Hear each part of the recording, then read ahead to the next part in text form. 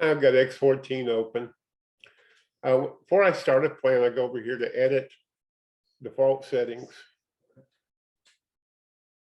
walls. There's a default setting for exterior walls.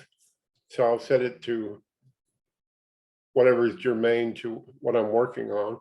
And the interior walls is basically by default over here to wall types, interior 4.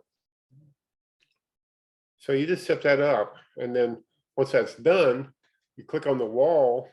Now I've got mine set, my toolbar set up to when I click on it, I get child icons over here. There's the exterior wall, there's a interior wall, foundation wall. And if you go over here to edit preferences and change it to drop down, which is the way it is when it's installed out of the box, you click on and you get a drop down list here. There's the interior wall, exterior wall, and so on. And you can set these up to be your default to whatever you want to for the project you're working on. That's about it.